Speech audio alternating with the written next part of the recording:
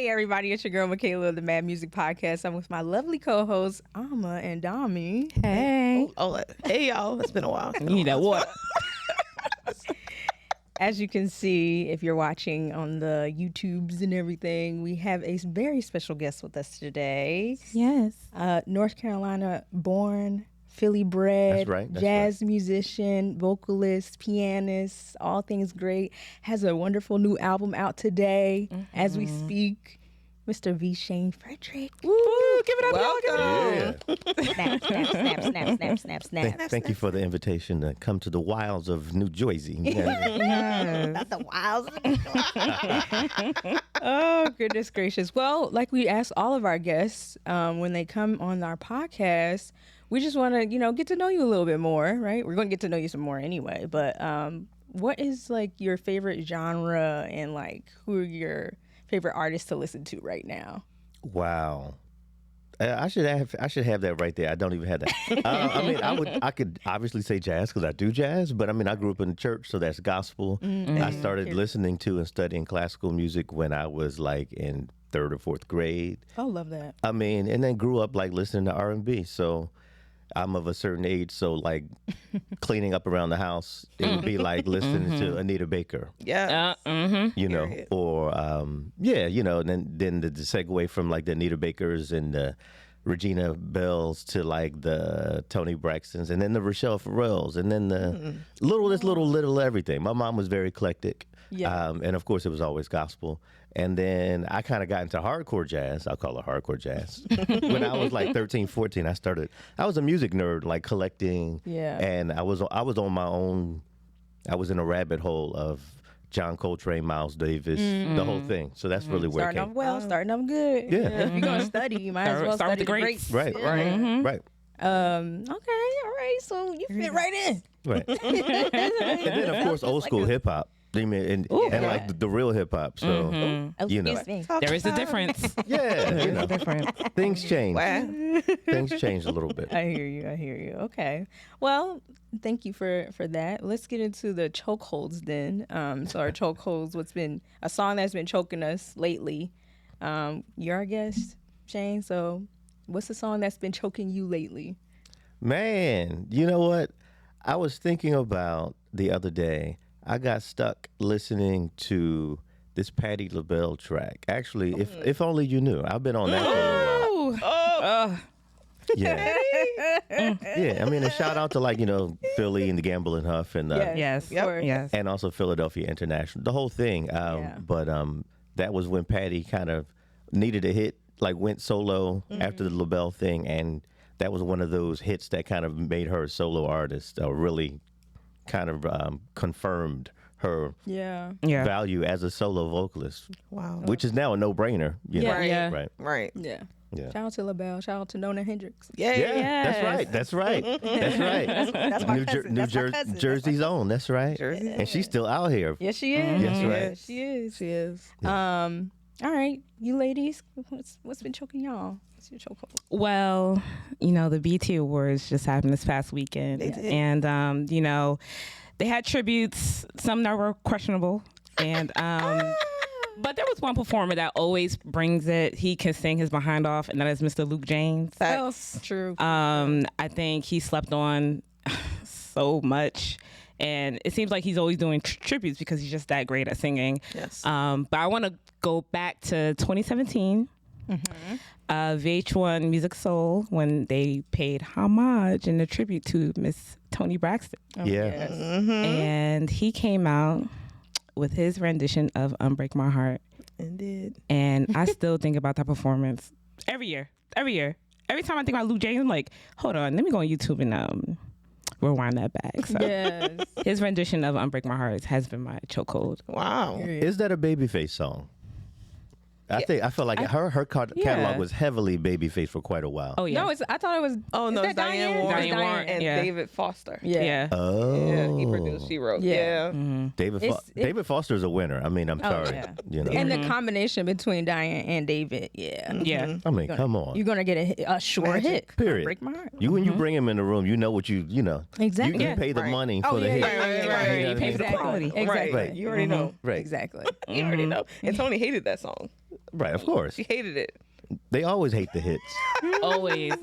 And it'd be their biggest thing. SWV hated, Coco hated Weak. Weak, yes. Wow. Yes. Hated it. She they, hated They it. always hate the hit. They always hate the hit. But then, and Patti. Speaking of Patti, going back to Patti, she didn't want to do How Did You Get Here, so she didn't. They gave it to old girl from Deborah. They gave it to girl from Canada. It became her Deborah hit. Cox. Oh, Yeah. oh, wow. Yeah, I did not know that. yeah. Montel Jordan wrote that for Patti. Poor Patty. For Patty. Wow. Wow. Wow. I can hear it. Even in the song, one of the lyrics no, is no. right. Even one of the lyrics is, "But if only you knew, if only you knew." He was quoting Patti LaBelle's song and the thing. Oh, mind blown. And Patti was like, I don't see it. Yeah. Right? Get it to the young girls. Dang. Oh, I don't know how I Wow. would feel if I was Montel Jordan. I'm like, dang, the legend didn't want my song. Well, I mean, It's still a hit, but What- like, Yeah. still, Yeah. like, you want, if it's a dream, I'm Yeah. sure, for him Yeah. to have had Patty sing it, but yeah. you can't take it. You can't take it personal because it can't. still was a hit. It's a He still business. got money. Yeah, He yeah. got money off that joint. That's Oh, true. yeah. Still getting That's money. true. Shit. Yeah. My chokehold, nothing new.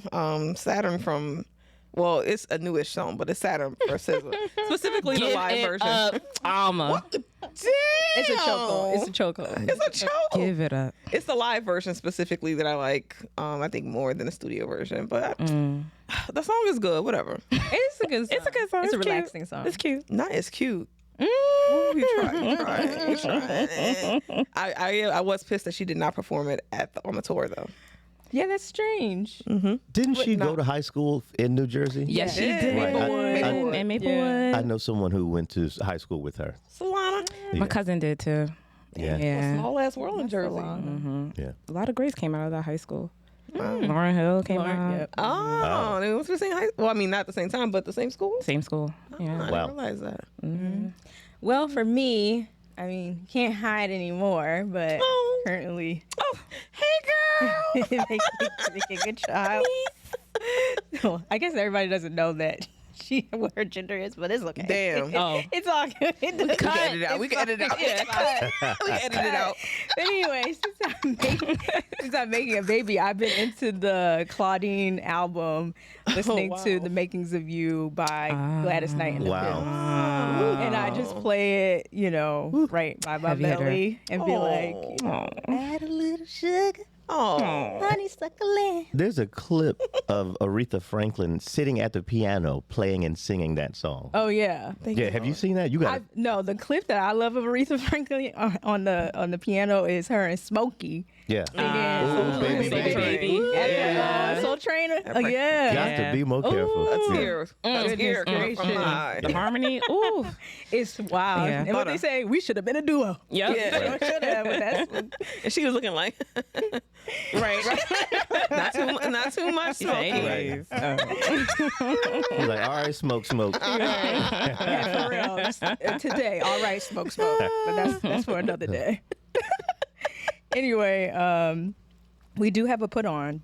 Brandon had recommended to Dami and I the Eric Benet album, The Co-Star. Oh. Didn't get a chance to listen to it yet, but I trust him on his. Yes, his recommendation's pretty solid. So Brandon, Did you listen? No, I haven't. But Brandon has an eclectic taste. Like he listens to pretty much every genre, listens to everything. and it's usually good. Anytime he recommends something, so and it's Eric Benet. I'm gonna get to it. I'm gonna Right. get to it. I promise. This is new? I'm not sure. Oh, okay. I know he just be like, this is good, Oh, okay. and it's like it could be something from 2010, it could be something from today. Gotcha. He'll just drop the link. Well, Brandon He has sure good will. taste. He does. He We trust does. you, Brandon.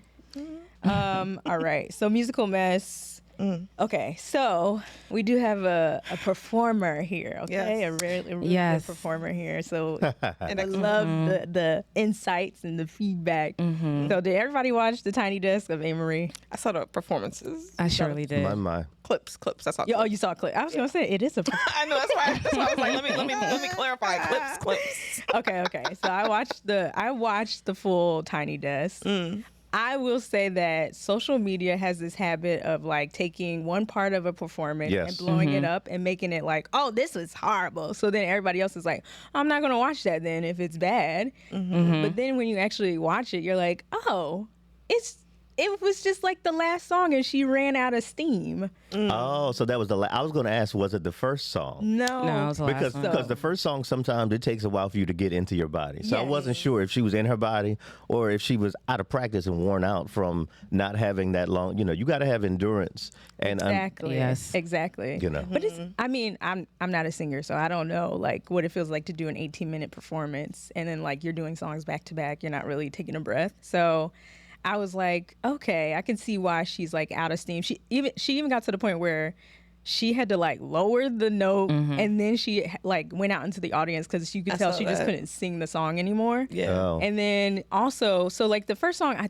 one of the first songs was "I Just Died," and she did Yeah. pretty good. She did on "I decent. Just Died." It wasn't like horrible. And so then like it's funny to hear like everybody who was on YouTube, they were like, "Oh, this is great. This is like bringing me back. This is summertime music. I love this. She looks good.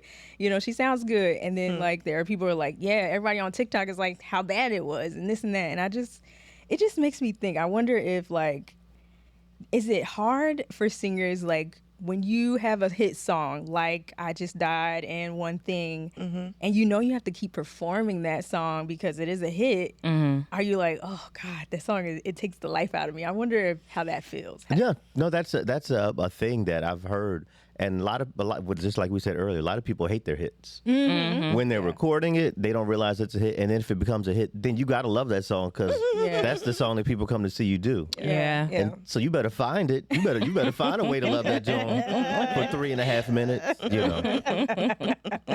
Wow. What did you think, Dami, since you watched the full thing too? Let me tell you something. I think that Amory performed like Amory has always performed. I think that it was. I agree. Facts. I feel like it wasn't that much different from the studio version. I mean, for one thing is such a difficult song. I'm not even a singer, and I can understand how difficult it is because it's such a high register song. And it's like, I don't know if, Amory been gone for a while, I guess, from the spotlight.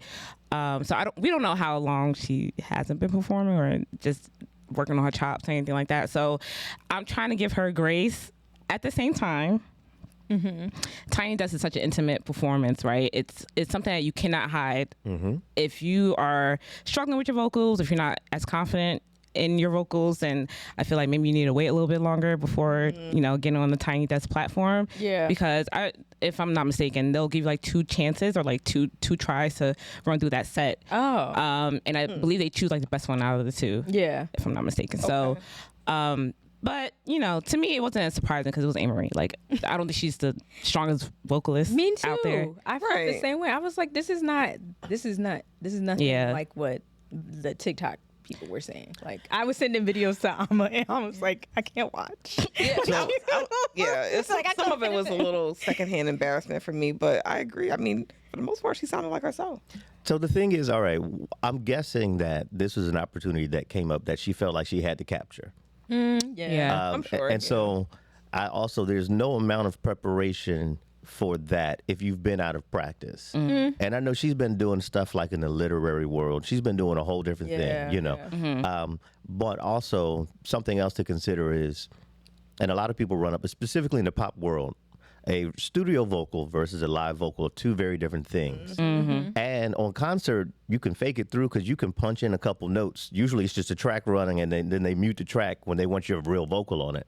So some of your favorite people are singing to playbacks. Yeah. Oh, yeah. Yeah, we know. But I mean, Especially when they put the mic out like that, you're like, wait, I hear something. that song probably in the studio took 11 takes. Yeah. And like every line, Yeah. she punched in every line and took a Yeah. breath and came back and do that line And again. did it again. And then they pasted together to make one performance. So it's extremely difficult to execute a perfected vocal from Yeah. the studio Yeah. on stage. Yes. And then Right. in a small ass room like that, That's right. that's not giving you any energy. Yeah. Like it's not hyping you up. Everyone's like, all right, what's up? Well, I will say it kind of was different. She felt like she was getting the energy, and I think they're told to kind of like be quiet, but like she was feeling it. Like in the middle of like when she would go from song to song, she was like, I'm really feeling this energy. Like it feels good to be so intimate and close to you guys. And then when she was doing One Thing, like people were like hyping her up and all that stuff.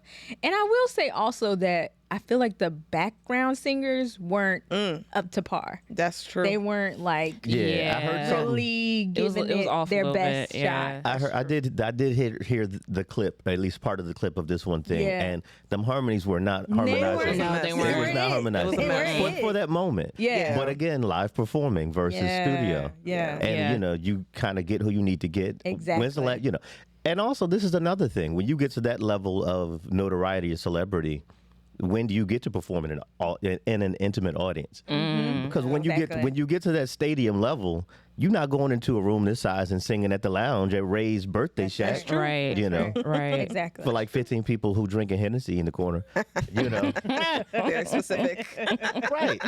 Not that I've ever done that. I don't know what you're talking about. Yeah, but she did. I mean, she did her thing. She, like Yeah. Dami said, it was no different than her performance on the BET Awards. Yeah, I was gonna like say the it's same pretty, thing. pretty much the same thing. Pretty much, I'll say she did a little bit better on BT. Well, of course, she got more production, more Yeah. boom. How long ago was that? That was what? That was Monday. Monday. BT was Monday. I guess Tiny Desk was probably recorded within like the last few weeks. Is she Yeah. back out? What's happening? So she dropped a single Okay. maybe like a month or two ago. So she's rolling out something. Yeah. So it does make sense that it's kind of like She capitalizing on the it's moment. kind of like where she come from. But then now seeing this and then see BT Awards and seeing the single come out and then some other stuff that's going on with her, I'm like, okay, sometimes That's why she Getting got rolled out. Tiny Desk. Yeah. Okay, so now it's making sense. Yeah. Because people want, people be fighting, clamoring to get that opportunity. So I can understand the timing of that based on the single because it's promo. She got, promo. she pulled her people together and they made some phone calls. Yeah.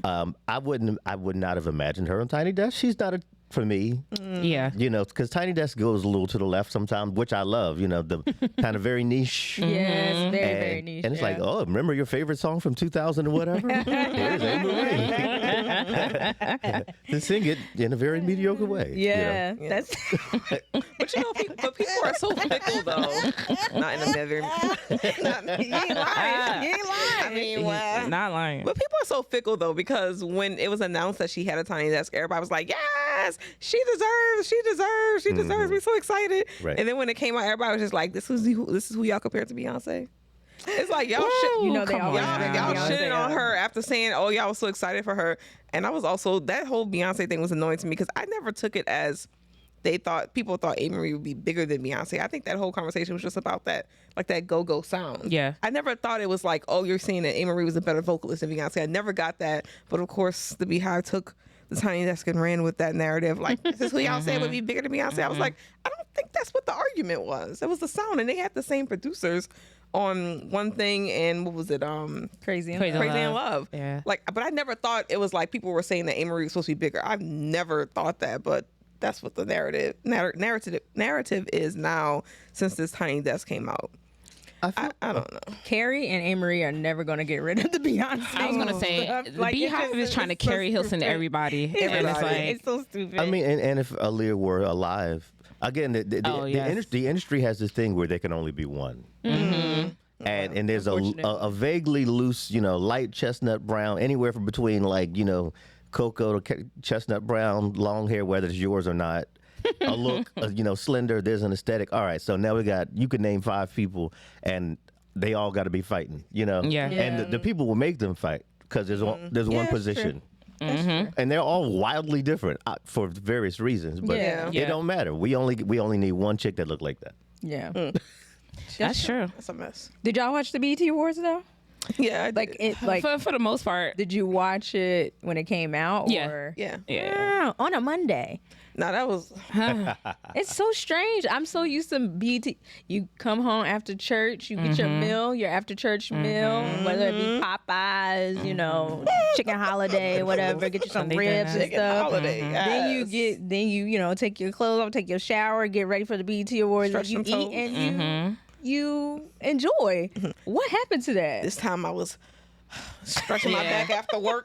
Right. Like, oh Lord, this shit coming on tonight. It ain't like it I used to don't- be, what- and it felt what like intern can we blame for that? I will say though, in seeing the performances online, I was like, oh, this BET Awards is better than what I've seen in the past few years. Correct. Yeah. Correct. But are they just doing it to get us back to watching it? Because it was very nostalgic. It wasn't like new. Yeah. Yeah. You know what I'm saying? Yeah. Like The maybe Glorilla, Playboy Party, which- and We said it right the first time. We said it right the first Label. who else was here? Who else Leon was Thomas. new? Oh, Leon Thomas. Yeah. Oh, Raven Miles? Lene. Miles Canton. Oh, yes. Oh, Raven Nice, Lene. nice, Good for her. nice. Oh yeah, she was on there. Yeah. She sounded much different than she sounded on video. I was like, this is the same girl. She always gonna sound different live. Mama. Oh. She is. Uh-oh. She is. Yeah. Catch that. Maybe the Monday thing is no competition. Maybe. You know. Maybe the venue cheaper too. It's like that's how it is like with weddings. Was the NBA Now finals everybody have a on weekend Did the wedding. NBA Weird days, right? Was the NBA game on Where's Deborah? Sunday? Deborah is gone, huh? No. Think she gone? I don't know. Yeah. Also sports. Baseball. Right? Sports. Baseball. Oh yeah, So sports. Sunday. So Yeah. the things you can avoid. And maybe they went back because they want that old thing back, and they realize, if it ain't broke, don't break it. Yeah. Right? Yeah, I mean, it was definitely nostalgic and Yeah. made me realize that I miss like true performances, not just people standing on stage yelling at me. Like I see, even because like Maya, Bro. she had like a minute and a half, and she killed that minute and a Yeah, half. she the did. choreography from Case of the X, and she had the little She did. little She did stick. do a good I was job. like, yes. Even Ashanti did well. Bow Wow always has a lot of energy. Yeah, he does. So I enjoyed Jermaine it. Dupri, his set. Yeah. Yeah, All that. Jermaine Dupri. But see, that's what I'm saying. They brought back a lot of. They know what Yeah. they was doing. Them kids don't know what 106 Park is. That was for us. That was for us. When Free came out, that was for Right. us. they don't know who it is. Even when Rakim came out for Mariah Carey's performance, it was so silent. It was like they don't even know who Them he kids is. don't know who Rakim is. She had to say, "Give it up for Rakim." Yeah. Yeah. That's terrible. Mariah is, she's a special butterfly. I think are they? I feel like they're going back to the time when music felt a little bit more curated. Because right now it's very wild, wild west. It Yeah. is. For Anybody It with a is. basement or a bathroom studio Never know what you're going to get. can go viral, and all of a sudden they're the person you watching on the stage. And That's it's right. like, Yeah. and there's no A&R, there's no curation, there is no maturation. What's hot on TikTok? What Right. what was That's it. sped That's up what on they care TikTok about. and you like it? Right. That 15-second. Yeah. No one has even heard of a full song of some of these viral songs that's been coming out lately. Some of these songs you be like, dang, it's only 1 minute. Oh, yeah, Like, that's it's only quick. It's like, oh, here you go. You went viral. It's Right. your time, man. Right. Hit it. Man. And again, there's no It really talent didn't. development because there's no talent. So then Exactly. Well, imagine that. the lack of God. talent equals the lack of performance. So then when they get up on stage, they give us nothing, and then we're just looking, just staring like, what And the hell is this? out of breath. Don't And forget out of that. Out of breath. So I believe BT they heard us Yeah. because at the end of the day, again, and we talked about this before, how like the Gen Z and those of them that are younger, they don't do anything long form content. So like No. a 4-hour, 5-hour, like first of all, the award show was competing with Aretha's funeral. I ain't like that. When she said that, I screamed. I said, why is it so long? But even if it was a regular show, like 3-hour show, like Gen Z, they're not staying for that. You know, so it was definitely for us. Endurance and Yeah. attention span. Right. Right.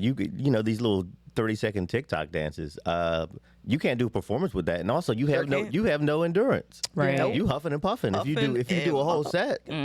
Yeah. I out wonder of what's breath. going to happen next year because you can't bring back the same people over and over again to sing the same song. They can move to the 2010s. I wonder if They was there. I wonder if someone got fired. I wonder if there's a shakeup and they brought someone back, or they changed the guard and the new person was like, nope, let's take it back. I definitely saw Steven in the crowd. Like, He was all in. He's probably he's still always in the crowd. Yeah. Like, Yeah. Getting his life, like a proud dad. yeah. Like, look what I did. living his whole entire life. Right. Yeah, Yeah. exactly. Like he ain't put the show on. Right, like he's like, oh, I can be back and surprised. Like, nah, you knew Right. who was coming. I don't know what they've done at BT. I know they have like BT Plus now. I feel like they're pushing that more. Like, I don't know if anybody actually watches BET Live anymore, but I don't. I mean, I don't got cable. I watched the What's BET that? Awards. Right, I'm Right. I don't have BET cable. Live. That's a new one. BET Live. Right? Is that a new app? Is that a Tyler Perry app? Hey, What was I about okay. to say? But no, like I I agree. Like, where do you them go no from? Where do ideas. you go from here, right? Because I think everybody was afraid this year that it was just going to be like all streamers and influencers, and then like, oh, they proved us wrong. Like some streamers were there, but it wasn't about them. Yeah. It was really about the music, which we were excited about. So where do you go from here? Now that you got us, That's why I don't said, lose us. I wonder what it's gonna be like next year. Don't be on that bullshit next year.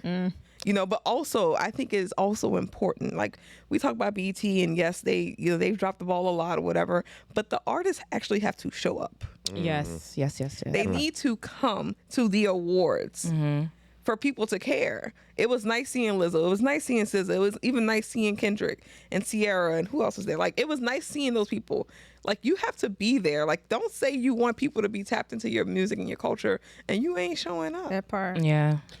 I think now we also realize that if we don't care about our culture, it's gone because they letting us know every day They don't that they gonna erase all this shit if y'all let them. Right. Okay. Right. Look at all the other award shows. Every complaint, every time. Every time, like, Every what? time. What? Every This person wasn't even nominated, let alone won the award. And it's like, I mean, people are not even showing up to our own cultural awards. So it's like, We gotta show up why again. would they care? Even though we know that they should have won, they should have been nominated, Yeah. but like, if you're not showing up to the BET Awards, which again used to be a thing, like all the greats used Everybody. to show up. I was telling, I was like, I still remember when Michael Jackson came out and surprised James Brown. Yep. I still remember that. Epic. When are we gonna get anything like that? That's epic. I don't think we're ever. don't know. It would I have don't to be know. like Beyonce coming. Literally. Right. That would be the only equivalent that I could think of At this point. Surprise! Destiny's Child reunion. Yeah. Oh, Right. It would break the Come on, internet. Matthew. that Come on, would- Matthew. Michelle helicopters from Broadway. right. And her death becomes her wig. her- yeah. Okay. Kelly pops up out of the stage. Right. Farrah comes with the luggage. Oh, see? Now, see, Why now you're Farrah adding to always catches straight? Came with the luggage. Got to be more careful. it. Well, yes, that was musical mess, but let's get on to our hook. We got a lot to cover. Yes. So talking to Shayne about everything. Like let's get Everything. into everything. Yeah. Right. Let's ask our questions long and list of see, questions for get a little bit into your mind. Come on, let's music go. mind. Yes. Okay. But I think it's important to kind of like start with your background. And I think like, I always like to go to people's childhood. Like, what was your childhood like? It informs me about who you are. So like, I would want to know like what sound from your childhood still influences like your music today. You came from the church, Right. So. Yeah, I mean, there's church. Like I said, I told you, there's church in there, obviously gospel. My mom plays piano and sings. Okay. Love that. So I grew up, I just had a very young mother. And since she was a teenager, she was the church musician. So Wow. I grew up on the piano bench next to her. And so choir rehearsals and the prayer meeting and the Bible study and the services, and then the choir would travel. And, she also played for several churches because down south, not every church did service every week. And so she'd have a first, third, and or occasional fifth Sunday church. Then she had a second and fourth Sunday church. So it would be between different kind of denominations too. I mean, all kind of like Holiness Pentecostal, but like, there was Okay. a Methodist one and this one, and then the Holiness Church first, third, and fifth, and then the choirs and we traveling, we going down there, we got someone's choir anniversary, so then we traveling. Yeah. So I was in that thing, and then. But I was not a musician, Yeah. a practicing musician. So no one really knew that I had a musical talent until I was like maybe in my late teens. Wow. And that's when I began to teach myself piano. I started learning how to read music. I taught myself sight reading and things of that nature. And then like I said, by the time I got into classical a little bit, I was already in my R&B bag, and I started getting into jazz around there. Love that. What church was the longest? The Pentecostal one? Oh, of course. I mean, You already know.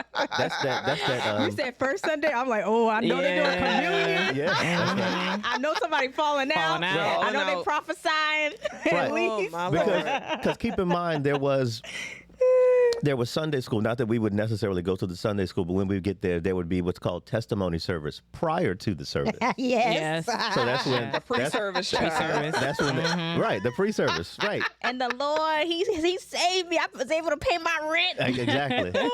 Giving honor to God, pastor, saints, and friends. You have a list of people you have to give honor to first. Right. You gotta address First lady. everybody. Everybody on the pulpit. Deaconess. And I got to praise the Lord because I may not have this chance any longer.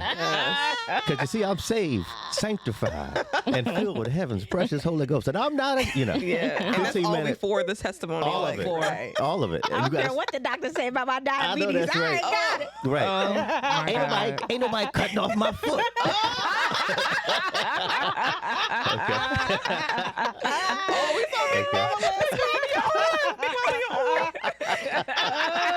Okay. No, for real. Okay. Oh my gosh. Love that. I love that. Yeah. I can hear it in your music. I can hear the church. Oh, yeah, absolutely. The running sounds Yeah. like church to me when I Absolutely. listen to you. Yeah, my music is there's different levels of blackness in my music, intentionally. Yeah. And choices, all right, I want this to be bluesy. This is going to be clean. Yeah. Da-da-da-da. All right, I'm going to put something right here. Da-da-da. Yeah. Love that. Yeah. You said something. You said you eventually landed on jazz. So why jazz over everything else? I enjoy the storytelling, the freedom, the ability to improvise. Not that you can't do that in any black music, because we do all of that in all black music. I like the purity of certain sounds, the instrumentation. There's a freedom. There's a jazz kind of demands you be an individual, I think. Yeah. I could see that. And it, you can't. At least the best people, the ones that we know, and the ones who are trying to be like the ones that we know, in their own way, they have to. If you're going to be successful, you got to be an individual, and not be Beyonce or A. Marie, Right. or what's the girl from Glen Cove, Long Island, Ashanti. Like you can go down a list of This is what the industry wants. Robot. Yeah. Weave with the part right here. So so the most successful and iconic people for me in the history of jazz have been great storytellers, had fabulous voices, and they were also very individual. And they had the ability to do that. Actually, that was the demand, because if you weren't really individual, you'd be like, you corny, because you remind me of, and that's played out. Right. Whereas a lot of other musics, it's like, you got to sound just like this and look just like that. And I kind of think that's corny. I think that makes sense too when you're talking about, because there's a lot of jazz covers, and every time you hear a great or like anybody cover a jazz song, they always do it in their own way. Yes. Yes. So nobody Yeah. sings Skylark the same way. Right. Nobody sings, I don't know, Nature Boy the same way. Everybody sings them differently, and they make it their own. And you're like, oh, okay, Right. I've heard this song before, but not like this. Absolutely. I didn't know you could do it like that. Yes. Absolutely. Jazz is about permission. Yeah. It's about permission and like artistic authority. And the best of the best are the ones who demonstrate that. Everyone else is trying to get there. Yeah. You know what I mean? Like the best people, like you took permission, you made a choice. Choices. That's great. Thank you. Yeah. Thank you for that choice. It's great. You freed me. Thank you. I didn't think of that. You said my funny Valentine, sweet comic Valentine. I never thought of it like that. You know what I mean? Yeah. Whatever. Shout out to Kyle Barker. Right? Right. Oh God. Right. No shit. Don't change your hair. Yeah. That's right. Oh my gosh. Okay. I like that. I never thought about it that way, but when you said it just like all clicked. It all Yeah. it definitely makes sense. Most definitely. Yeah. And you said you got into jazz in like your late teens, which I find so interesting because, like, to me, when I think about jazz, or when I think about like artists who are becoming into their own selves in their late teens, like I don't think of jazz as like the first genre they jump into, right? I think about R&B or like obviously hip hop, and you pop, and you came from the church, so like even gospel, because it's just so familiar to you. So how did jazz like just stuck with you from them on late teens? Another thing is, by the time my voice began to mature, I was already a baritone. And in gospel, it is soprano, alto, tenor.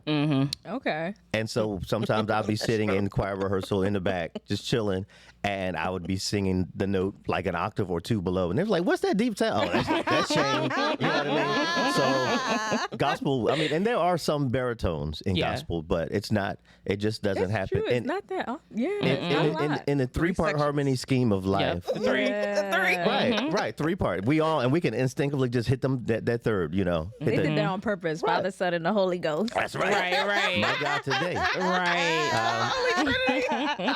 And sometimes you'll get like I think some of the composers and songwriters would probably be considered baritones, like the Hawkins. You know, I'm thinking about Walter Hawkins. I'm thinking about, but they're the songwriter. They're not necessarily the singers. The singers, yeah. And then you get the occasional like baritone who's like singing really high and really strong, and their voice is ruined because they're singing out of their range.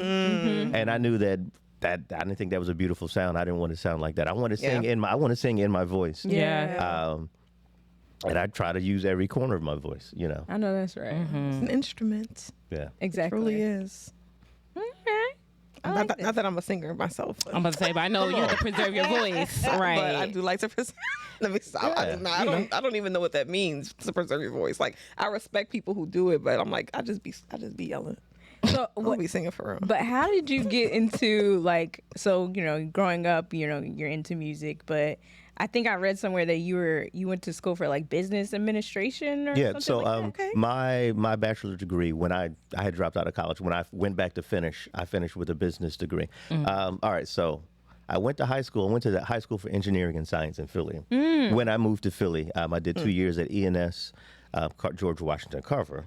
Okay, period. High school, right? Peanuts. Yeah, that's right. Among the things, right? Okay. He was a scientist, so I was in the robotics club. Oh, so you like us? I was a chemistry person, and I'm still very right, still very math and science. Yeah. So when I was a brainiac.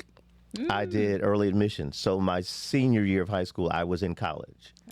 So I entered Dartmouth College, and I thought I was going to be a chemistry major. Come on, Dartmouth. Period. That casual flex. Yeah. No, I'm just telling a story. Again, I just entered. I dropped out. This it is what it, you know.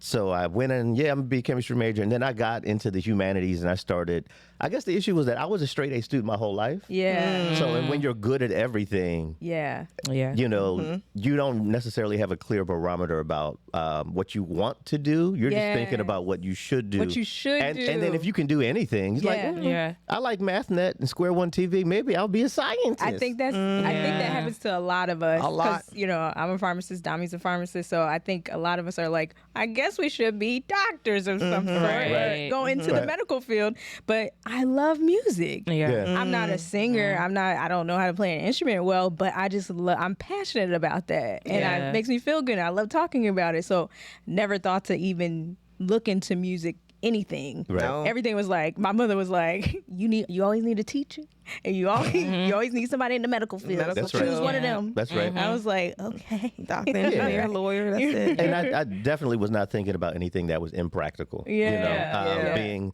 a black person from the South who half of my life grew up in poverty. You thinking about, oh great, I got a brain and I'm smart and I can work my way around a piece of information like nobody else. Let me do something, make some money this way, right? And then, but also was a great writer, and also, you know, all the other things. And then by the time I left, I was going to be an English major. I dropped out of college because I did not need to be at Dartmouth College at 16 years old. That was crazy. Wow. So I did 2 years there. By the time I dropped out, I was 18. So I was like regular age by that point. Yeah. Came back to Philly, kind of got my mind together. I started taking classes at CCP, Community College in Philadelphia.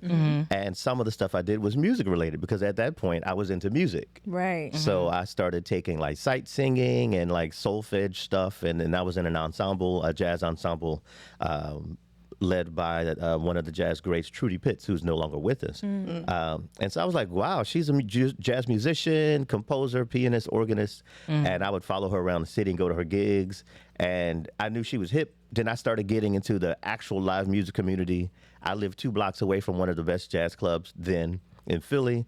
So all of a sudden, I was like in the jazz spots, hanging out, Yeah. having like a whiskey, and I shouldn't because I wasn't 21. I was in these streets doing the thing, but in the jazz culture, I was like, this is crazy. Yeah. And like living legends, like just on the stage, and I would come and I would sit in, I would kind of get my teeth, kind of sharpen my teeth a little bit by bringing some songs and sitting in the jam sessions. This was 25 years ago. So I met your brother at Time, but I've been doing jam sessions for like 25, 30 years. Wow. Yeah. Wow. Well, Nothing new. 25, I'll say 25 years. Yeah. And that's like, okay, this is interesting. I could do this. Yeah. I can actually be a vocalist in a genre that actually appreciates the type of voice that I have. Yeah. I love that. And were you supported? Like, your mother is a musician, so was she like, go full steam ahead? Well, I do mean, it, to be or- clear, by that time, I got a job. I was working with the city of Philadelphia for 16 years. Okay. So by the time I got a good government Yeah. job, Yeah. and then I was, You got that steady paycheck.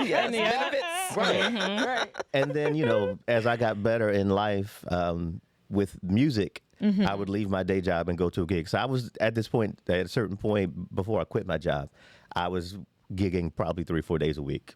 Wow. So I would leave work and go to a gig. And then in the middle of that, I went back to school, Pierce College. I finished my degree in business. And so I was promoting up. By the time I left the city, I was like an HR manager. Oh.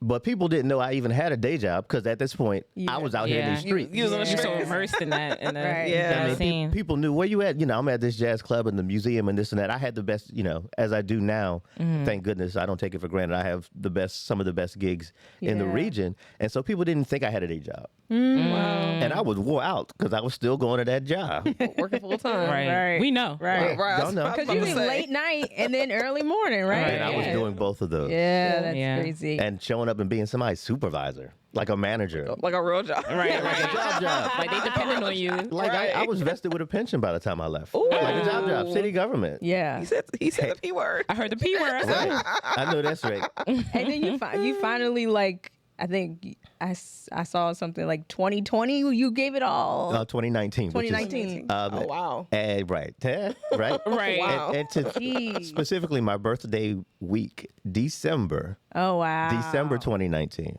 and then what happens March Yes. 2020? Oh, my The goodness. pancetta. Yeah. The big That's right. C.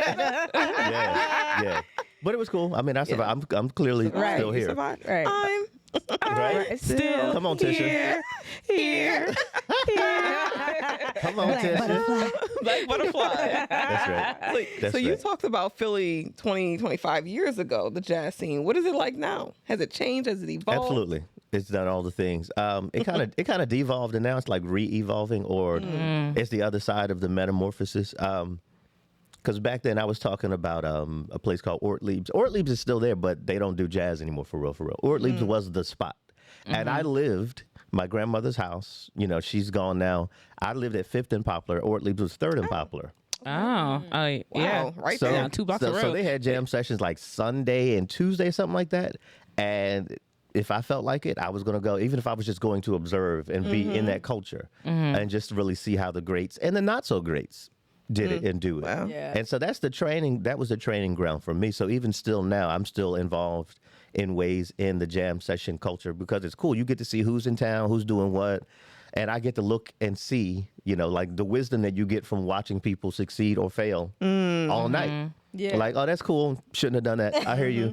You know what you're talking about. You don't. Da-da-da-da. You learn from it all. Right, you learn from it all. So I don't even have to sing. I can just be in and get all the lessons. Interesting. And so that grew me up. Outside of listening to the record, it's different when you see people do it on the stage. So that really informs me knowing how to do it. Yeah. Yeah. You know. Nice. That. So the scene, yeah. A lot of places have closed. A lot of new places have opened. And in this period of time, I'm also able to make my own gigs versus like walking around like, hey, can you hire me to do a thing? When you get to a certain Yeah. level, you can create gigs and you can make places do music. I think that's where we are now. It's non-traditional musical venues happening. at jazz as in different institutions more so than it may have been in the past. Yeah. And maybe because my resume, who I am, I can ask for a certain amount of money sometimes, which is also nice. Yeah. And I'm also on a stage in my life where I don't have to say yes to everything. Oh, don't that feel good? Yeah, it's a blessing. Yeah. I know that It's a feels blessing. good. Sometimes you got to say yes for everything, and then after a while you get some weight on you and some years, and it's like actually that's not my gig, baby. Give that to someone else. It's all good. I'm sleeping in tonight. Yeah, you put your work in. Yeah, you put your work in. Right. Sleeping in I tonight. know that's right. Oh, yeah, saying no is powerful. I love that. Absolutely. Yeah, that's the real power. Because otherwise you're on a capitalist wheel, and you just got to say yes because you think that's what you're supposed to do. Talk about And then when you jump off the Prophesying right now. when you jump off the wheel, it's like, oh, Yeah, you don't know because you've been stuck. You've been stuck in that place. Right. stuck in that place. I mean, and if you think this is all about just a gig or a job, whether it's a gig or a job, it's the same thing for real. But we think, oh my God, if I just do this, I'm going to get a great job. And a job ain't nothing but work. Please. Y'all hear that? Please. Y'all hear that? And it's talking me to myself. talk to myself, right? Yeah. Does it ever feel like work to you? It does. I mean, I love what I do, and some gigs or performances are better than others. Yeah. Sometimes it's like they making me work is what it today. is. Yeah. Today.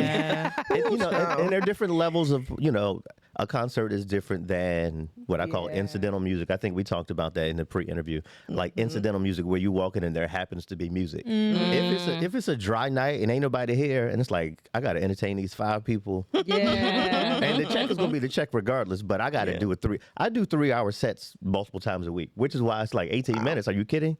I work 3-4 hours a night regularly. Yeah. But sometimes you feel all them 3 hours. Yeah. And other times it's like, it flew by. I could do another hour, depending on who you with and the vibe and the energy and the whole thing. That makes me think though, like when people like press play on your albums and your music and they listen to you, where do you want them to kind of like hear you? Do you want them to hear you live in the club? Do you want them to hear you in a concert arena? Like, what is your goal and dream? Like, when I have this song, I want them to hear this in their earphones and I want them to be laying on their bed crying. Right. Like, what is that? Well, and it's funny. We're talking about A-Marie and the difference between a studio performance and a studio vocal and a live performance, because I grew up live. Yeah. Like getting in the studio was something that was foreign to me, and I'm really just beginning to get comfortable with it more and more now. But it's hard to translate that energy, that vibe, and people in your face, slapping that energy right back to you. Yeah. It's a different thing. So I realized that recording is about like perfecting a moment. Yeah. Whereas the live performance is like just like that raw. This is what it feels like. And over half of this album, I did an album preview concert at the Barnes Foundation in April. So the album wasn't out yet, but it gave me an opportunity to execute most of these songs live. I was like, okay, this is going to work. This is cool. Yeah. Which is different than just like, all right, we're in the studio, we did the thing, and then, touching up stuff, and then the engineer, and then it's a product.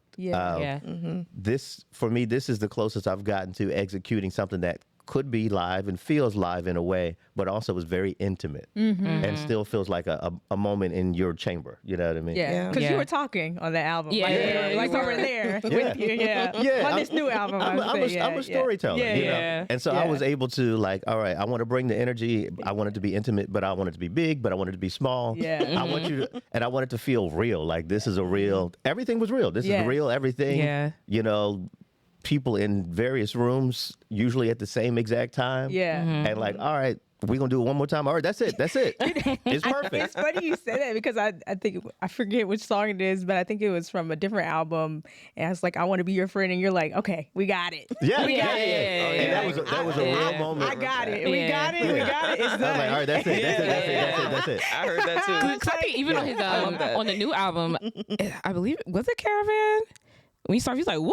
Yeah. I said, "Yeah." It's like you're like, "Woo!" This is the last time we're gonna do this. This is the last time we're gonna do this song. And I only did it a couple. I think we really only did that in like 2, maybe 3 takes. But it was just so like the energy and just like, all right, the count off, and I'm like, "Whoo, here we go, y'all!" Right? And that was just like, right. And we stuff like that. I love I'm like, no, we got to keep that in there because I want you to know this is Yeah, I like love human. that. This is humans making art. This is not like a robot. I make Exactly. jazz. I make jazz robot. Skeep boop bop boop And diddle that's different too. It's not a lot of times you're like, I think maybe like Whitney Houston. I go back and I think about her when she's talking to Babyface and she's like, "How about that on Why Does It Hurt So Bad?" Yeah. Because she's like, yes, she "Is that like is that good enough? Like is that what you wanted? 'Cause how about that? Like that I love that. Yes, I do too. It humanizes the music. It does, really yeah. does, and it kind of brings you in. I was like gonna you're say it in makes you're in the process. Yeah, now. You were in the process. Because I'm like, wait, was he talking to me?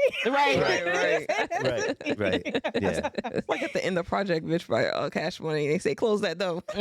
Right. Sorry. Right. That's what it makes me think of. Like, but I want to hear those moments, like those raw moments. You know, like you said, you don't want to sound like a robot. You don't want to sound so like structured that there's no freedom to just be yourself. Yeah. Even on a recording, right? So I love that. Right. But speaking of the studio, though, so when you go into the studio, do you kind of have like a vision? Because, I mean, you paying for it. Do you have a vision of what you're going in with? Like, I have a melody in my head, I have lyrics that I wrote, and this is what I want to sing? Or is it kind of like you do improv as a jazz musician when you get there? Well, so I mean, to be clear, all of these songs on this project are definitely, we would call them covers in the non-jazz world, but these are songs that I have charts. I'm a scientist. So, and I want to tell the origin story of the album. A friend of mine who now he lives in LA. He's actually like probably doing music in Puerto Rico right now. But so he was in Spain. He finished his master's degree, came back to Philly for 5 seconds. He's like, I'm moving to LA actually. I got some opportunities out there. But while I'm in town, let's record a couple things because I feel like we have a great vibe musically. And let's just do like 2 songs real quick. And I'm like, okay, cool. So what happened, it was going to be a single or an EP. And I'm like, I hadn't been in the studio in 2 years. So then all of a sudden I'm like, well, shoot, if I'm going to do like a couple songs, no, I'm going to do a full album. So then in my mind, I talked with him about a few songs that I wanted to do. And we kind of talked about how we were going to do the flavors and the vibes. This is the guitar, it's Dario Peniazic. Yes. And then I thought about the other songs. I'm like, what is this album about? Oh, that's what it's about. And I thought about the other songs I wanted to do. Then I thought about who I wanted on those songs. And I had my pianist friend Tim Bray do one arrangement, and I actually sent him like audio notes, like I want the horns to sound like this, and this is the phrasing, and he wrote the charts out. And so by the time we get to the studio, I got like a whole list. I literally had a spreadsheet of song number 1. This is going to have saxophone, trumpet, piano, da da da da. Like I have spreadsheets. Okay. Because it's like, and it's like, all right. Very methodical. So we got the studio from like 2 to 7. So from 2 to 4, we need to do this song. All right, y'all, thank you. And the next people come, like literally. Literally. Time is money. Like an Yeah, so I've already pre-recorded it in my brain. Nice. So I'm just here to execute it, and then then I can spend time perfecting it. But I only have all y'all here. He's flying to LA like tomorrow. Yeah. You know, and then this dude's coming. He's only free this day, and he's coming from Brooklyn to do the percussion. All right, cool. Hey, what time is he going to be here? Great. So we can do this song, and he's going to do good, and I'm going to let him out. And then So I got a flow sheet, and I got 2 days in the studio here and there. And we're going to make it happen. Got you. Wow. Yeah, you have to be on purpose. Because, I mean, studio could be, you get a cheap studio, maybe $50, $75 per hour. But studio can be very expensive, easily $125, $150 sometimes per hour. Not just money, but time. And you time need is everybody. money. Yes. Like, I'm not here to hang out. Time is a currency, right? So it's like, all right, guys, you already got the sheet music. You know, maybe I sent you a scratch thing of like a demo vocal. Or we're going to talk it down, as we say. We're going to talk about the flow sheet, and then we're going to do it. All right, let's try this again. Can we measure 49? Can we All right, y'all ready? Let's hit Great job, guys. Thanks. See y'all later. Wow. Hey. Here's your money. Here's your money. I got some pizza and some liquor over there. All right. But see, when people are professionals and they come do their job, you can do that. Right. That's true. You know what we here for. You know what the time. Like everything is already kind of set in stone before you get there. I love that. I do my ideation for free. Yeah. At home. Now, even if I were just the kind of artist I am, even if these were original songs, I would come in kind of knowing with that at that pay rate, I'm gonna come in knowing how I'm going to hit it. Yeah. You know, I'm going to have some mock-ups at the house, and we're going to come to execute and get it down. Yeah. You know, Love that. You know, the whole thing, like we're going to live in the studio and smoke and drink and just chill for a whole day. That's what they be showing right I mean, that's different to me because I'm on purpose. I ain't got time like that. If I wouldn't do it, I'd go home for that. Right, right. Yeah. We here to work. Right. We here to work. Right. Yeah. Now, So do you? Oh, sorry. Go ahead. So, you were talking about your process in the studio. Are you open to like other musicians saying like, "Hey, how about we like change this?" Or 100%. Okay, cool. I only at this point I only use people whose opinion I've deeply valued. Yeah. Everyone is in that room intentionally, and it's like we think about everyone we want on it. I'm thinking Yeah. about the instrument and then who's going to play that instrument. And I know this person's going to bring this, and then the way these people going to get together, it's like being a planner, also a party planner. It's like I know this person, like the energies. This is going to be a great band today. Yeah. And this is only a band for this moment. But this is the way this is going to be crazy. Oh my God, y'all ready? Let's go. Yeah. Yeah. People who like each other, ain't no attitudes, no weird stuff. Everyone is on time, on purpose. We get in, get the thing done, and everyone's going to bring their sauce. That's what I want. Otherwise, I'm not going to give you money if you're not bringing your sauce. So with that, I want your voice on that piece. I need everyone's voice on this. And I'm asking you if this money is good for you. Cool. Here's your money. Thank you so much. I'll see you next time, brother. Bam. Or sister, whoever, right? Yeah, and I mean, and because I've worked with all these people live and regularly in recording, there's a mutual respect, and they know that I respect the art, I respect them, they respect me, and they know I'm about my business. I'm not going to waste nobody's time, Right. and we're going to try to perform to excellence and then get out of there and live our lives. Yeah. Now, do you have a dream collaboration? There's some people that, there are a bunch of people Yeah. that there's a vocalist, her name is Somi. She is, I think, Ugandan American. Okay. I think and she's a fabulous jazz. I actually had a chance to meet her. She performed at the Kimmel Center a couple of weeks ago. Oh, nice. And one of my friends is like friends with her, and she's a filmmaker. So she was like, "Oh my God, I got a ticket. You can come see Somi with me." And then I was backstage in the room, and I'm in the photo shoot. I'm like providing lighting, and she's shooting her friend. There's some great people out here in the streets. I love Liz Wright. There's some jazz people and some non-jazz people too. Not that I only listen to jazz. Yeah. But Georgia Andromodro is great. I love Georgia Ann. Yeah, there's some people I would be interested to see. Like, what would a Layla Hathaway or Lettucey vibe? There's so many people and they both have had their toes in jazz. Yeah, Yes. for Lettucey, sure. of course, had a straight up jazz album, and Layla always played with the jazz thing, and it's kind of more in the R&B thing or whatever. But Yeah. Yeah. there's so many great musicians out there that I actually respect. I'm like, I wonder. I'd love to be on one of them Glasper, Black Radio albums. Oh, yeah. But he only utilizes celebrities. You know what I mean? Right? You got to be a A-lister mostly to get You'll on. get there. You'll get there. We're going to speak it to Manifest existence. it. Yes. I agree. I'm with it. You get there. I'm here for the things. Exactly. I think it's from Jersey too. Glasper's from No, Houston, it's, Texas. Who am I Adam thinking about? Blackstone. I'm thinking of Blackstone. Sorry. She always thinking of Blackstone. I know that's right. Constantly thinking of Blackstone. No diggity. Sorry. Got the bag it up. But we're going to claim that for you. Yeah, You're gonna that's right. manifest We're gonna that. claim it. That's right. It will come. That's right. It will come to pass. Yes. That's right. Well, let's get into your album, your new album that's Yes. technically out today as we're Treasures. recording. Yes, Amen. That's right. Treasures. Woo. Oh, sounds good. And Thank you. now that you're talking about like kind of where you were like with your friend, is it a lot of Latin? Yes. Kind of like, Yeah. yeah. I'm Yeah, like, so there's there hear are that. about 3 or 4, and he's a guitarist, and he is a Latin American. Yeah. And so we were thinking about which rhythms, and because African people are everywhere in the diaspora. So Diaspora. That's Yeah. right. even on the last project, I had stuff that was like. I was thinking the same thing. Yeah. Yeah. Yeah, so like a Nature Boy, and the last album, I'm trying to think of some of the other pieces. Aaron Boy for rhythm, and I want to be a friend of yours, which kind of had like a Haitian vibe on it, right? Yeah. You're speaking Spanish too, right? Yes, well, I sang Quizás, Quizás on that one. Yeah. Do you speak fluently, or you sing well? Because you sing well in I'm Spanish. pretty. Thank you. I'm pretty.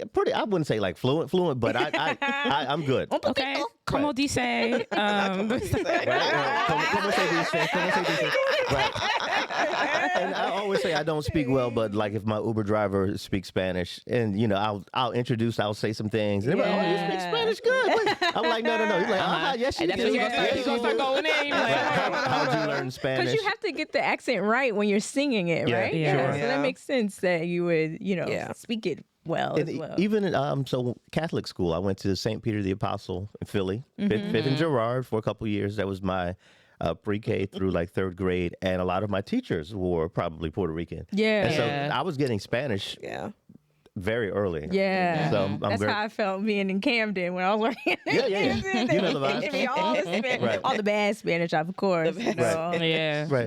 No me importa. I know that's right. You stupid. I mean, but you know, black people are everywhere. You know, and That's right. Yeah. you know, we only The happen, originators. we only happy to be speaking English right now for a reason. Right. But we could easily be doing this in Dutch or in you know in Portuguese. Right? Yeah. Yeah. You know Very what I mean? true. Yeah, I love that you have like different flavors Yeah. on all of your albums. I would say like it's not just you know typical jazz that you're thinking about. It's like it's something for everybody. It was giving me like Hector Lavoe vibes. I was like, wait a minute now, where am I at now? Right. What would you say like right now is like your favorite song on the album? Wow. It's crazy because I was so in the album, in the process of making it and then like finalizing it, mixed the whole thing, that I had to back out of it. Yeah, And so I only really revisited it to listen to it to figure out the order of things. Let me think. Let me look at my spreadsheet. Let me look at my chart. Right. Yeah. I will say I like the ending of Bird Alone. Yeah. I was like, oh, wait a minute, where am I? It traveled. I was working, Yeah. and I was like, where did I go? Right. Like I went away. That's good. That's good. That's a good sign. Yeah. So- At the end of that, I involved a harpist, my friend Elizabeth Steiner, and then the last part was a kora player. A kora is an African string instrument. My boy Yuba. Okay, so that's where I was going. I went to the motherland. That's right. Okay. And that's and I'm thinking about, and that's everything I do. I try to be intentional. So that song was written by Abby Lincoln, who was a great jazz vocalist. She said she composed that song for Miles Davis. Wow. About him. Wow. So wow. Oh, that fits. right. And so I'm just thinking about, you know, the lyric. When I thought about the lyric and the treatment, that told me how to sing it. And then as I was trying to figure out what are we going to do with the ending of this, I was like, let me call. I need some other things, so I'll call my sibling, my twin, Key Slaughter, on flute, and I was like, yo, check this out. Play some flute on top of this, and I was like, I hit up Yuba. I was like, Yuba, I need you to play just this segment and just do something. And then I hit up my friend Lizzie, and I was like, Liz, play some harp on this part. Wow. And then I put it together because I wanted it to be a trip. I wanted it to be a flight, That's what a it journey. felt like. Yeah. That's what it felt like for real. I love the fact that you mentioned that song. Because this song, the album it's all over the place. Not in a bad way though. Yeah. Because there's some albums you say that and you're like, it's all over the place. Right. It's how you say it. Yeah. It is, but it's a not, journey. It's a journey, exactly. It's a journey. How do you Right. how do you even like tackle a song like Skylark? Because like given like Aretha Skylark Yeah. is Right. like, Right. you know, Yeah. Right. the head honcho, even though Skylark's been around. Of course. But like, how do you tackle a song like that? And do you have that weight of Aretha's Skylark or anybody else's Skylark that you might love even more? And it's funny you mentioned that. Aretha's treatment of that song, the way she approaches it vocally, is really specific and also very different than anyone else's because her phrasing is so like way behind, like the just the way she plays with the phrasing and the timing. When she was in her jazz era. She didn't know what to do. Yeah. She didn't know what to do. Right. I mean, and they really, I felt like they really brought her out as a counterpoint to Dinah Washington. 'Cause they needed a churchy, gospel-y girl Oh, yeah. to That sing that makes sense. these standards. Yeah. And then after she did maybe a couple runs of that type stuff, she was like, all right, Enough is she enough. switched over Yeah. and kind of went more straight at, to the R&B, what we call now R&B thing. Yeah. But she kind of got done with the standards. But I didn't think of, I guess you're asking what am I thinking about when I did. I wasn't thinking of her version of it. Yeah, gotcha. And really that was when we talked about doing the song, me and Dariel, and he was like, I want to use this rhythm, and then, we're going to switch the phrasing up here. I was like, that's crazy. And so I was able to find, get some elbow room. I wasn't worried about anything else but what that song sound, what the sounds of that moment was. You tricked it a little bit. You kind of like did put a little something else on there, and you played with the way you put the words together. Yeah. I was like, I didn't hear it like that when See? she was singing it. Right. Like it kind of almost felt like rap, like hip hop, and just when you said a few of the Yeah. parts, Yeah, I wanted to, for me, it's the lyrics. The lyrics count. The story Yeah. counts. So what's the story of this song? It tells me how to sing it. Yeah. And then the rhythm and then the pacing, because it was like slow, and then all of a sudden it's like blah, blah, blah, blah. So I got to get through these Yeah, words. that's true. Right. And then there's Exactly. some non-PC language in that song that I actually had to change. And the song is written by a guy named Hoagie Carmichael, who's called Hoagie anymore. But he refers to people as gypsy, which is not a language, a term that we use I anymore. was thinking of loon. I was like, loon? Well, also, that's also not PC. I kept that one in there Yeah. because it rhymes with moon. Yeah. But I changed gypsy to poet, You did. Yes. and I think and it fits. I think it's even better. Yeah. I think it's even better, and it just made the song more poetic. So that was just a decision. Again, as an artist, you have to make decisions. You get to make decisions. Yeah. Yeah. I But that's what you're saying, like making the song your own.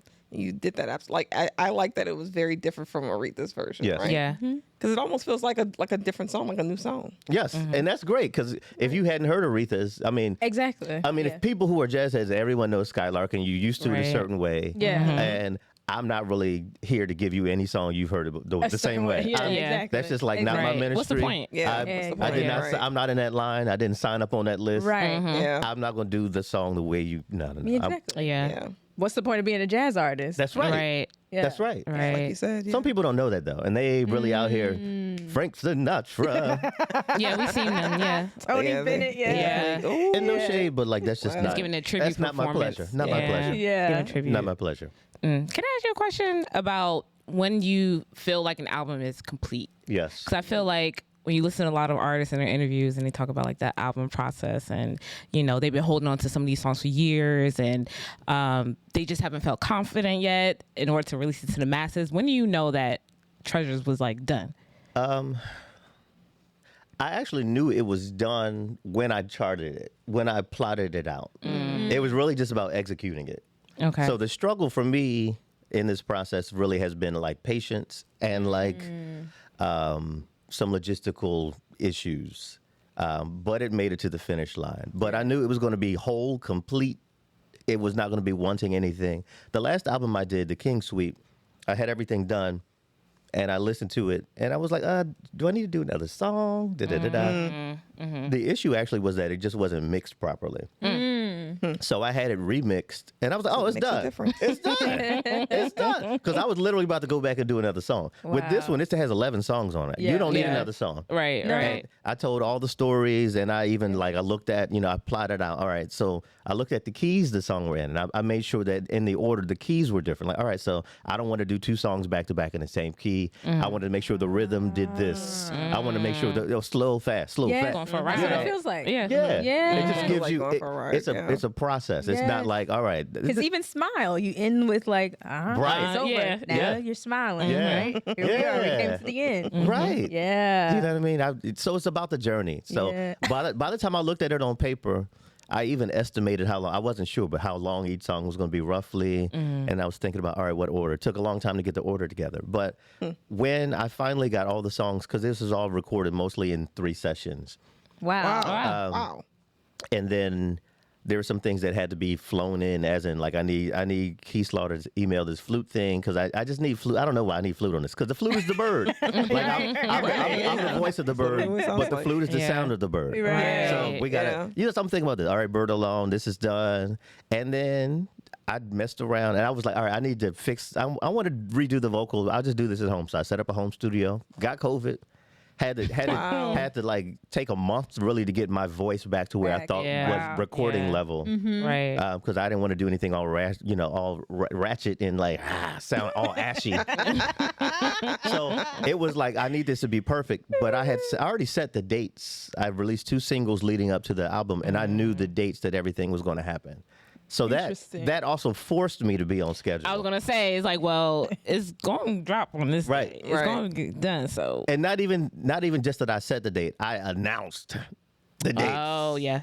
Because Yeah. it's like, all right, I got this Barnes Foundation concert. Okay. So, that's when I'm put the first single out. Which one's the first single? Yep, Caravan. Cool. And then, all right, I need another single. Oh, I like The the way. happy medium. Right. And I was like, great. So I'm going to do that in May after that. And I also set everything in for May and June. I set everything to be released on the full moon. Oh, excuse me. Right. What a time. Right. When it comes complete, when like the completion. Wow. So I'm like, oh, full moon. Yep. Oh, you got it planned down. Yeah, the last full moon of spring. The last full moon of spring. Today was the strawberry moon, right? Oh, yeah. That's right. So I was like, all right, this is great. This is going to be my anchor point. It's going to make me honor my own word to myself. And also some people will be like, hey, this single come out, And it makes other people kind of hold me accountable.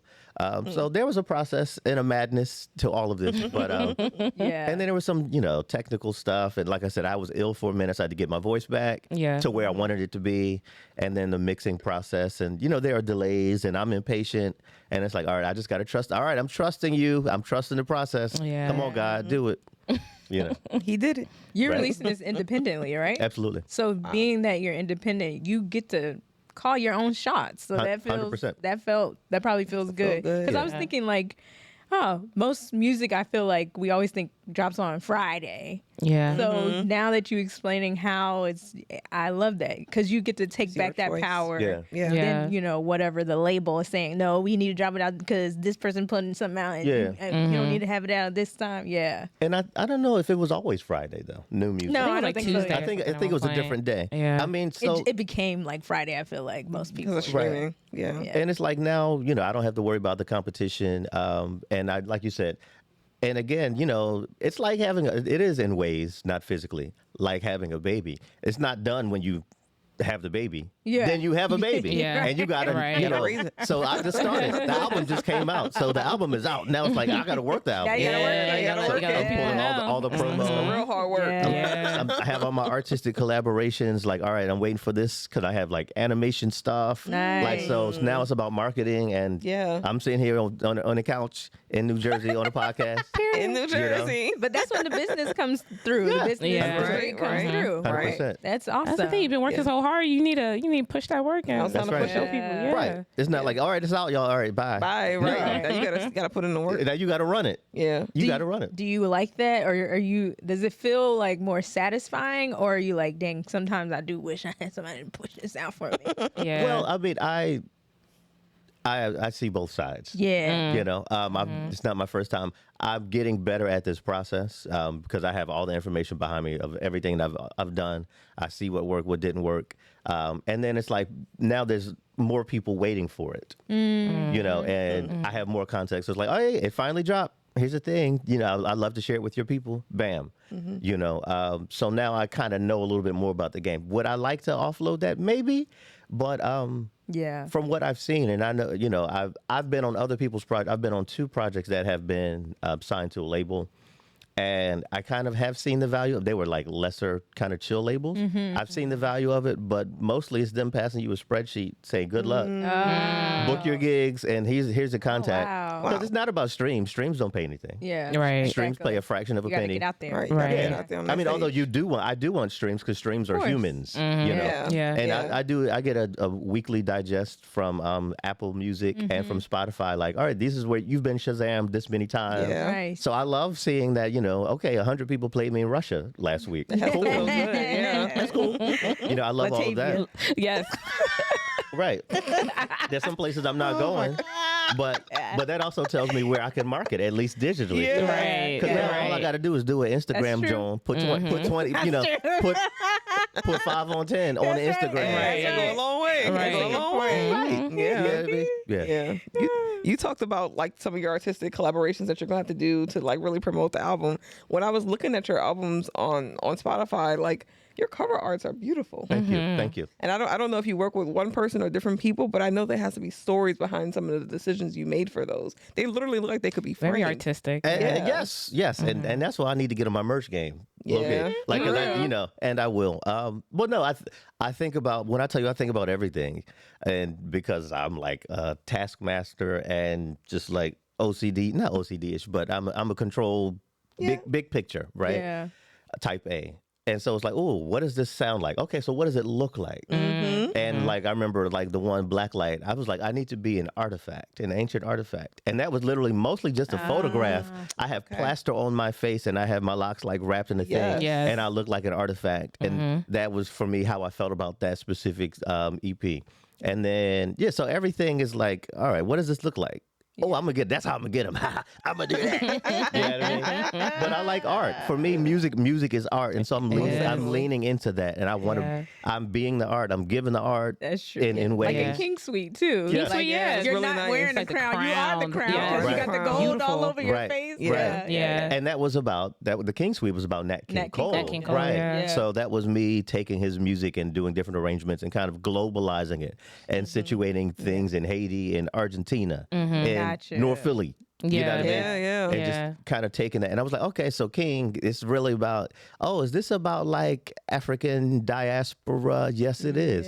All right. So then I got the suit from the Ghanaians. I got the suit that I wanted. Okay.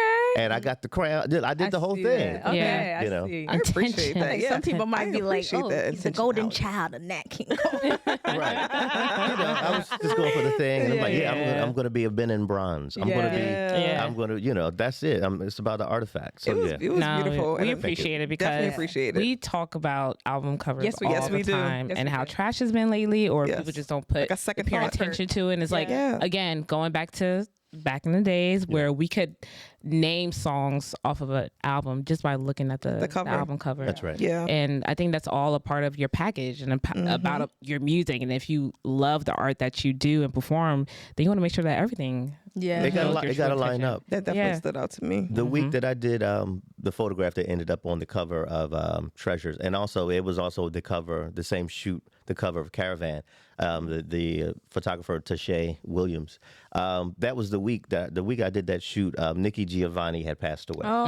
Yeah. And I was, just reading and and I saw a headshot of Nikki Giovanni, and I was like, this is my inspiration for the photo shoot. So Gotcha. Nikki was like all black, and it was just like clean face, Yeah. Yeah. and just like you saw a face and a smile or just a look, and it was Yeah. simple, elegant. And I've never really done a cover that simple, Yeah, no. right? Yeah. And I'm like, no, this is this Right. is about, and I put a frame around it. Yeah, you did. Right. It's just like this is art. Yeah. It is. These are It is. moments. I want to distill these moments and give you these moments. The stories of life, like the great stories of life. Yeah. This is the album, So usually, we each go through 3 songs that we really love or, want to talk about on the album. You couldn't give me your favorite yet. It's okay. No, I'm I still ain't hearing on. I'm it. still No. on. But no, for those who, besides just like Caravan and the Happy Medium, what else would you like recommend somebody listen to off of your album? Like 3 songs that you think would be like, this is what you can get what the album is about off of these 3. I love "I'll Buy You a Star." I was I'm very, very happy with the way that turned out. Lovely song. And also just think about the reference of where that song came from. I only knew one version, and then in the process of deciding to record it, when we talked about the treatment of it, I was like, all right, so let me go back and actually listen to the song, because the version that I knew was Betty Carter, and she sang it all the way to the left. Betty Carter. And I mean, it's a completely different song, This but I was Is like, Always is my favorite song from Betty Yes, Carter. oh my I God. love This Is Always. this isn't sometimes, this is Please, always. yes, give me some more, give me some more. This isn't maybe, this is always. That's my joint. Sing to the baby. Sing to the baby. Right? The real beginning of Sing, glory. you better sing it. Yeah. Right? This isn't just Midsummer Madness. Hey! But anytime I'm recording a song or I'm like, I actually need to know the song. And so I didn't want to sing off of her version. So I went and I listened to like Gloria Lynn and I think what's his name? There's a few people who did this song, and because I wanted to know how the song goes before I started making my choices, because I don't want to make my choices based off of Betty Carter's version of that Right, song. you're not gonna Right. get it right. And then you're gonna lay that on top of that arrangement that we were working on, like. Those things didn't work. They didn't work together. So I had to reinvent the song in my brain, and then the textures that we brought in. I brought in my girl Molly Ducoste on violin on that, who I always loved working with.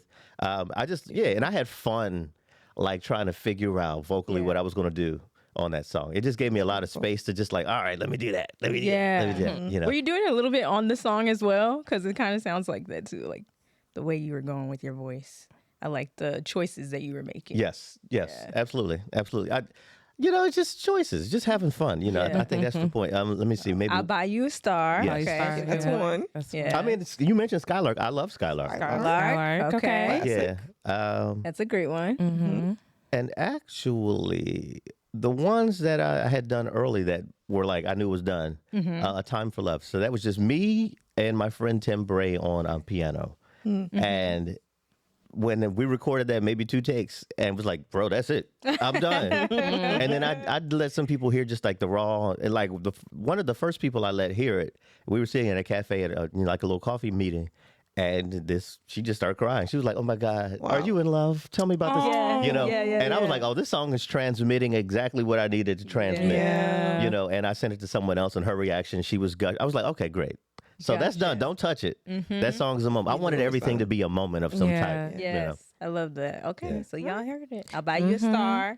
Skylark, A Time for Love. Yeah. Yes, and they're all different. They're different sides of the album too. Yeah. Give you one from the beginning. Yeah. One in the middle. One at the end. I wanted to spread it out. Yeah. I mean, and then the other one I did with just horns and bass. All I do is dream of you. I was just trying to show my ass on that one. Why not? Yeah, I mean, Why not? I felt like I've grown vocally and artistically in ways that I have not necessarily documented. Yeah. I do it live, but it's like, all right, let me show y'all what's going on right now. Yeah. Hold on. You did. So I had fun making that arrangement happen with Tim Bray. Wrote although he wasn't playing piano on it. I dictated to him what I needed to have happen, and he wrote like the horn lines, and we said, let's just see what's happening, and we did it, and it was crazy. I love that.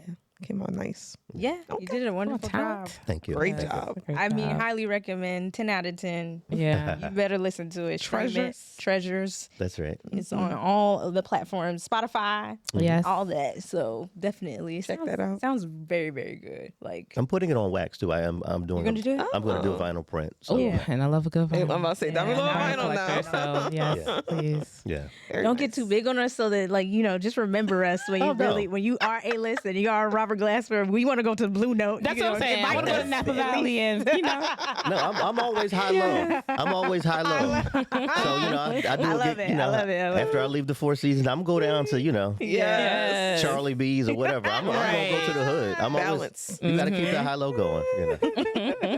Love it. Oh, goodness gracious. Okay, ladies, y'all had any more questions for Shayne? I just wanted to thank you for Yes. joining us. Thank for you. sure. Thank you for your time. Yes. Thank you for sharing your story. I always appreciate hearing like artists like the process. I love how it's like you got it on your Yes. phone. I saw the little spreadsheet you had. I love that. I love the intentionality of the project. Yeah. So just thank you for sharing your story with us, your craft with the world, your Thank gift you. with the Yes. world for sure. Thank you. Looking forward to Thank you for the having me future and hanging out. Thank you. Yes. Yes. This was fun. Here we go. Here we go. Yes. Did you have anything that you wanted to share? No, that's it. anything else That's it. on your heart, your mind, your soul? Yes. That's it. I think I've given everything. I don't got nothing left. After, the exhaustion of putting a project out, I ain't got It's nothing enough. left. Yeah. It's Yeah, enough. right. It's all on the table. Right. You That's let it right. all out there. That's I right. think that's also like how you know it's Yeah. done. Yeah. There goes my stamp. I'm exhausted. Right. It must have been good. Now it's the world's. That's right. Make sure y'all be streaming Treasures tonight, right after Yes. this. That's right. Go ahead and stream it. Follow him and all that. But before all of that, we get to following him. The outro, ladies. What's going on? Slept on Saturday and the drop. Who's going first? Almost going first. Yes. I'll kick it off. So another episode of Slept on Saturday, y'all. It's a song I feel like it's slept on. Not saying you never heard it. I just felt like it did not get the recognition it deserved. Since we have our special guest here, I have asked him to think of a song that he feels like is slept on. People don't appreciate it enough. I'd switch it up this week. I want to give our guests the floor to kind of share what his thoughts are. And if it's more than one song, that's fine too.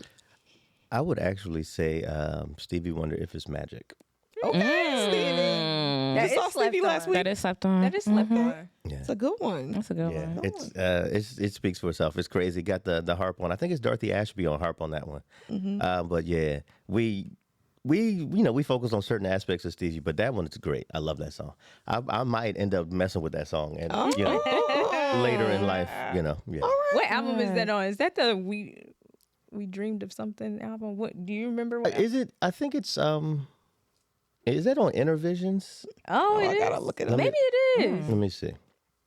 Okay, Yeah, let me see. That's how you know it's slept on when you don't really Right, you don't know what album's on. I mean, Stevie did have about 20 something albums. You know what I'm saying? Yeah. I'm sorry. It's songs that's not compilation? songs in the key of life. Oh, okay. 76. Oh. Yeah. Okay. Wow, 1976. Wow. But you know what? There's so many hits on that album. That's probably why gonna it's say, overlooked. yeah. Slept on there. Yeah. Oof. That makes Yeah, sense. that's a heavy one. hitter. Mhm. Okay. Well, Yeah. thank you. Thank you. Thank you for sharing that. Absolutely. If it's magic, this week slept on Saturday, y'all. Go check it out. That's right. We love you, Stevie. That's right. We love you. Stevie was clowning on the BET Awards, but anyway. Oops. He Oops. He was was. clowning. He was. But it was fun. He's a, It he's was a funny. character. Yes. Yes. He's hilarious, actually. Yes. That would be a good collab too. I mean, I don't know. Funny, my homie KJ, one of Stevie's people ran across him on the internet. He lives in the area, lives in like the Jersey, Philly area. And Stevie was like, "Who's that guy?" All right, great. And he pulled him on his tour. So KJ was touring Wow. with Stevie for a couple dates on the last leg of what, and he still from time to time does stuff with Stevie. Wow. You close. You close. Right. You close. Right. I mean, that's KJ's gig. That's KJ's Okay, gig. and what that means? Right. We manifesting. Yeah, and that's my brother. It's not he what does you his know, thing. it's who It's you know. who you That's right. know. That's right. That's right. All right, Dami with the All drop. right. Well, I'm going to close this out. The drop is I introduce any new music, new albums that came out, any live shows, festivals, it's festival season going on.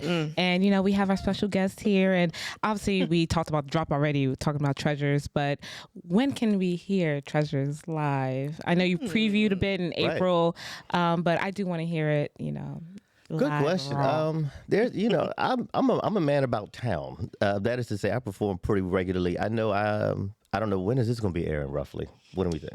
Friday. Oh, good God Almighty! The 13th, Friday the 13th. Yes. There's a spot in Philly called Say No More. I'm going to be there on the 18th, June 18th. Oh, that's near Wednesday. me. Yep. Next week. With I think Luke Carlos O'Reilly, who curates that spot on Wednesday, and bass player named Dave Brody. So I'll probably pull out some of the tunes for that.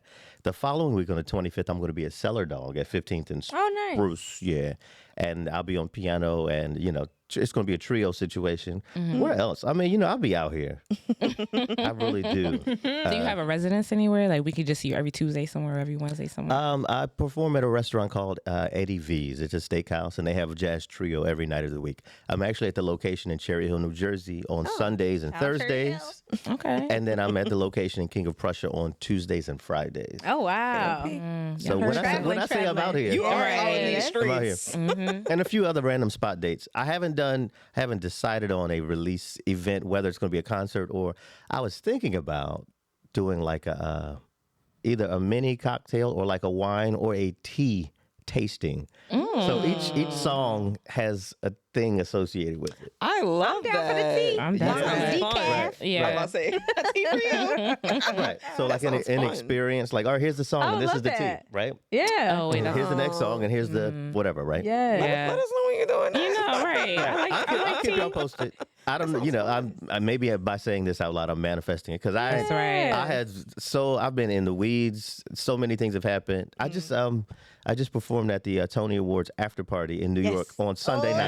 Yeah. Excuse me. What a flex. So Right. between like preparing for this album drop and all the other stuff, I haven't even had time to be like, all right, what am I actually going to do for the album drop? Yeah. I'm living day by day right now. Yeah. You're kicking it off today, though. You're kicking it off with the Yeah. interview. That's so right. I love it. Right. That's right. Shout out to that. Yeah. out. Yeah. This is amazing. Oh, nice. Okay. So be on the lookout.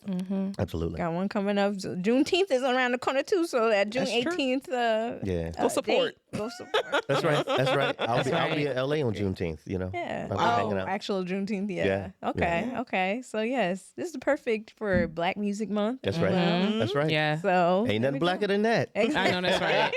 That's a Listen. fact. That's a fact. Oh my God, I've had a ball. This has been fun. Me I too. have enjoyed A lot of myself fun. thoroughly. This was a lot of fun getting to know you Yes. more, Shayne. Thank you. I've enjoyed it, and like It's funny because we're always talking about music, but like it's something to have the artists here and like talk to them about the music and what we're thinking. Are we right? Or Yeah. is that am I picking up the vibes you're putting down? And Right. like it feels really good to know that. So Yeah. thank you so much for being here with us. Where can everybody find you? Socials and all that. That's right. I guess I'm lurking on Threads. I don't use Threads. I have a Twitter account. I deleted all my tweets because I'm protesting. But I mean, I think on all the socials it's VSHAYNEF, V Shayne F. I'm also definitely Instagram. I use Instagram, and I have my Facebook music page as well, and it's also V Shayne F. And I do have a website with my calendar on it. So people are like, where you at? I'm like, just go to the calendar, vshayne.com. Link in bio. Yes. Right? Link in bio. Right? Find it all. That's right. Lincoln, Nebraska, bio. You know what I mean? Yes. Awesome. So we also go ahead and follow him, find him, go to him. Yeah, support. Support. You won't be disappointed at all. Trust me. We don't lie. Work. We don't lie. Work. Right. That's true. We do not lie. We do not lie. Exactly. We might judge, but we don't lie. Right. We didn't say we ain't gonna judge. Right. We judge though. We definitely judge. Well, I'm glad y'all listen and enjoy because I know y'all have big ears and you listen to a lot of things, but I know y'all not like straight ahead. Like all I listen to is jazz type people. So. Yeah, no. Yeah. That's true. That's true. We tried to get around. Yeah. Get her. Try. That's right. Yeah, we did. That's It right. sound good. Hey, look. Like, come on. right. Yeah. Exactly. Does it sound good? Check. I'm good. It Right. doesn't matter what it is. Yeah. Yeah. And so also a special shout out to Not That Serious podcast and the studios that we're in. Yes, Studio. yes. Shout out to my brother Mike, MJ the second. You can find him. He's Yes. the videographer. You see it's nice and clear. We sounding pretty good. Yes. Yeah, and you know where to find us. Mad Music Podcast. You see the sign. Now the sign is right there. Now if you're watching, the sign is there. Okay. Mad Music Podcast That's money. on all the socials. all the socials. Make sure you email madmusicpodcast@gmail.com. She answers, y'all. She does. Answer. She looks for them and come correct. Right. We If know you're when gonna y'all cry. don't listen. We know when y'all don't listen. Start off with saying hi, hello, good morning, good night, good evening. And not the bio or the notes of our Right. last episode. Right. please. Very fishy when y'all do that. Right. Yeah, it's very AI. But anyway, we appreciate y'all for watching. Thank you so much. Make sure you comment, like, subscribe, share. Yes. And you want to leave with a note, Shayne? You got a note for us? Or I got to pay for it. Right. Let's see. He said, damn, can I get a break? He said, I gave you what everything. you want me to? I don't know. Any idea? Oh Lord. Can I have give you the best that I got? Ooh. Wow. Let's see. And I tell you now, I made a vow. Right. I'm trying to think. What the lyric on that? Times are sometimes the scales are sometimes unbalanced as you bear the weight of all you had to be. Hope you see that you can lean on me, and together we can chart the stormy sea.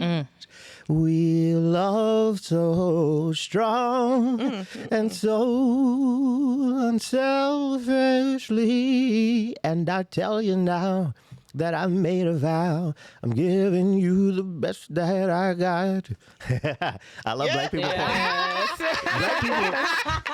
You're going to point that lyric out. Okay.